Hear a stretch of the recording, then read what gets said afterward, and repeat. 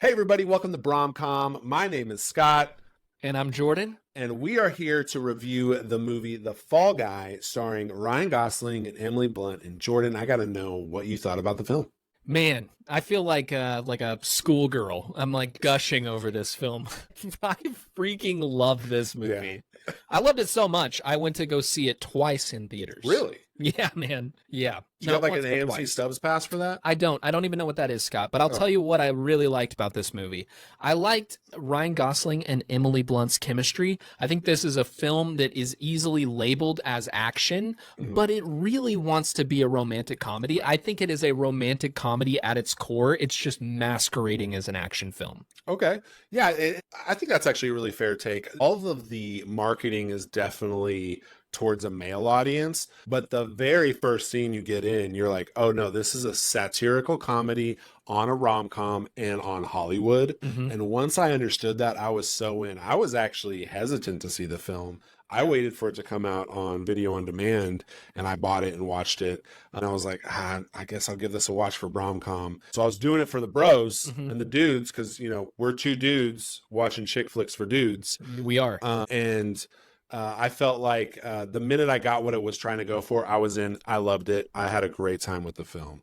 What did you think about the two lead actors with Ryan Gosling and Emily Blunt? I thought they were great. I thought their chemistry was palpable. It was fun to watch. It felt authentic. It felt tangible. I like how Ryan Gosling's comedic nature was a little more subtle and understated. I would say that the comedy in this film is subtle, understated, with like a healthy dose of awkward tension, but that awkward tension not defaulting too awkward to where it feels uncomfortable, but awkward enough to where it feels relatable. Yeah. And so I for that, I really, really liked it. It was enjoyable to watch. And this is why I really believe that this film is a rom-com at its center, is because the protagonists it's really their dynamic, their relationship, that is causing the rising and falling action of this film. Right. Everything kind of hinges upon that. It's just the superfluous nature of, we have to set this in a world, and there has to be things happening in this world that seem like it could be driving the film, but at its core, the thing that moves this movie along is a will they, won't they. Yeah, and I think the thing that will grab the male audience is obviously the action scenes. Yeah. This is my caution, is that might be the same thing that detracts female audiences from it.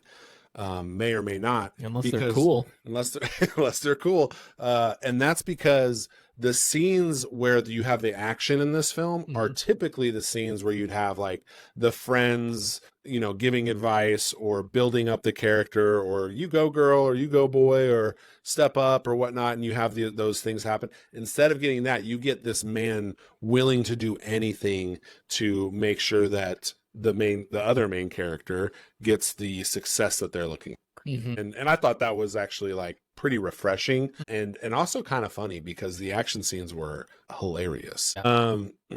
What did you think about the meet cute? So for me, I feel like the real meet cute between Colt and Jody is when they're working on their first sequence. There's this kind of one shot, which means the camera doesn't cut. It's following the action all the way through. And Jody is working by the camera. Colt is getting ready to do a big key stunt sequence in the film that they're shooting. He grabs the walkie-talkie. They're kind of having a moment where they're on a channel having a dialogue between themselves. Good flirting. Yeah, he goes in this glass elevator. He's going up the glass elevator. They're talking about pina coladas on a beach, and that I'd love to have a pina colada with you. And they're kind of like slurring the words a little bit. They're kind of being playful. It was.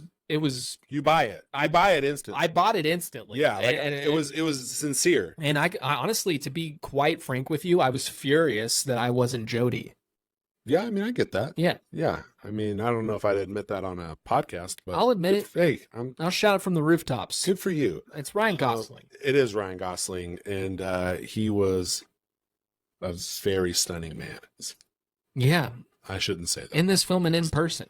What did you think about you know, my favorite thing to look out for in these films is the how come you never do that moment. Yeah. You know, that moment when the guy does this over grandiose display of affection that your girlfriend or wife hits your arm and goes, how come you never do that? What was that for you in this film? Well, I'd actually love to hear your take on that first. Like, what do you think was the how come you never do that for me, Scott?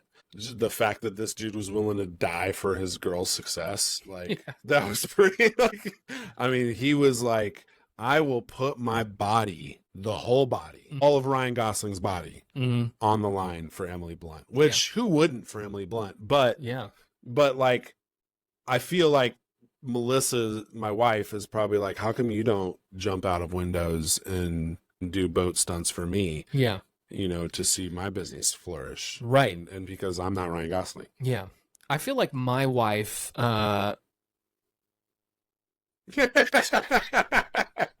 what's so funny, you guys? She's out there somewhere. One day. Yeah, she's out Your there. future wife. She's out there somewhere.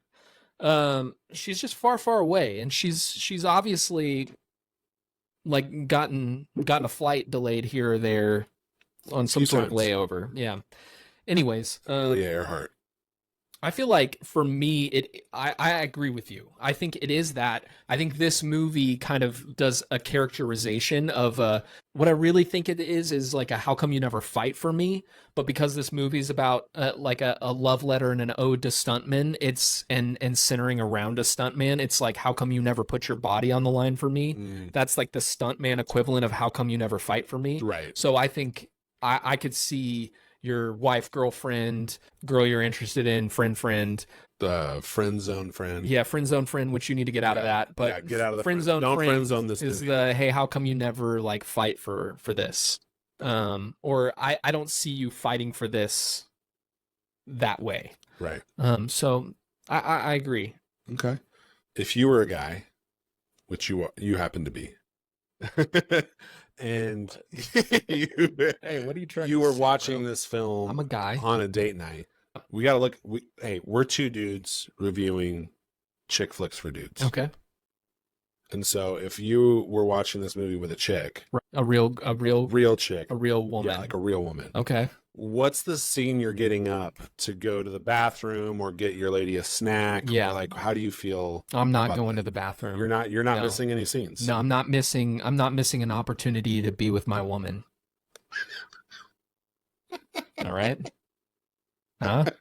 How about that? Ladies, get you a man like Jordan. Yeah, no, I'm going immediately and I'm not coming back. Going where? I'm saying, hey, quick, and then I never come back, and I leave her in the theater. Did you not? No, did you not get the whole theme of the opening of the movie? I'm kidding. Spoiler alert. That's not true. Are there any like super sappy scenes in this movie that you're like, oh, I got to get out of here? Yeah, I actually think a good first chunk of the movie is worth watching.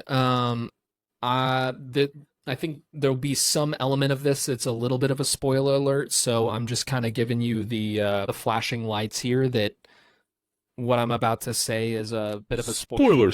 So if this bothers you, just turn this off for a second. But I think right around the time that it is revealed that Ryder is alive, he's on this boat.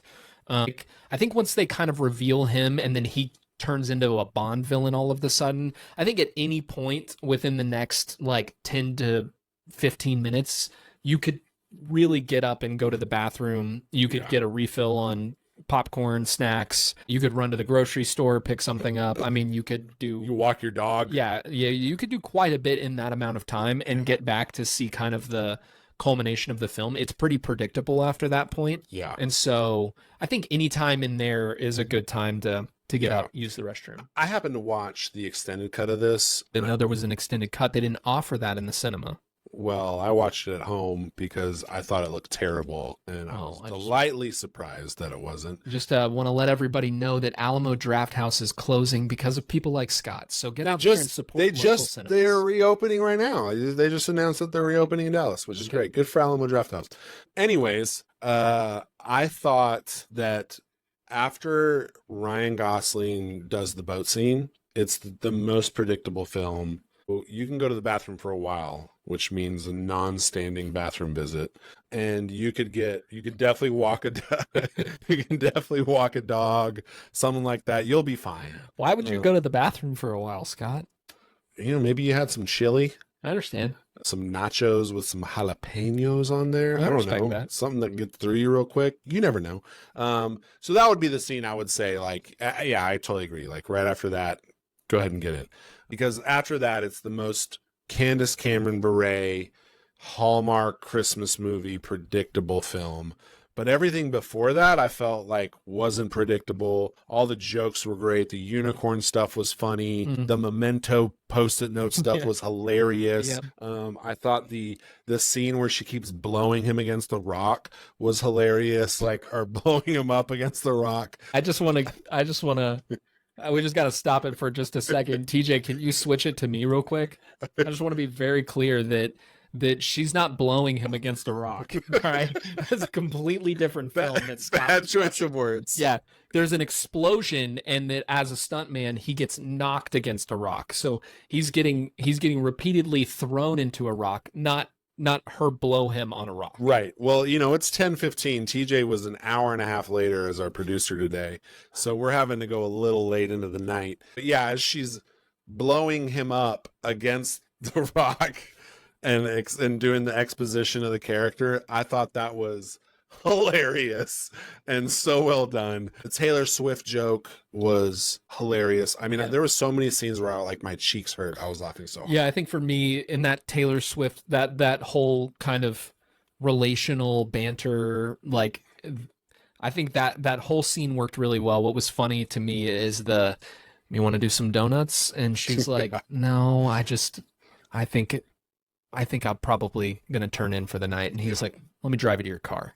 And then it's just like a quick little, like the car moves 15 feet to drop her off because they're parked in the same small lot together. It's moments like that stick out to me as being not only funny, but endearing. They're moments like that I feel like that's a real life. Yeah. To me, that just feels like a real life believable scenario. Yeah. Do you know why you feel that way, Jordan? Because I do that to my wife all the time. Yeah, I think we're both giving this a thumbs up for guys. Stunt guy thumbs up. Yeah, stunt guy thumbs up to go see The Fall Guy. Let us know what you guys think in the comments. Did you guys like this film?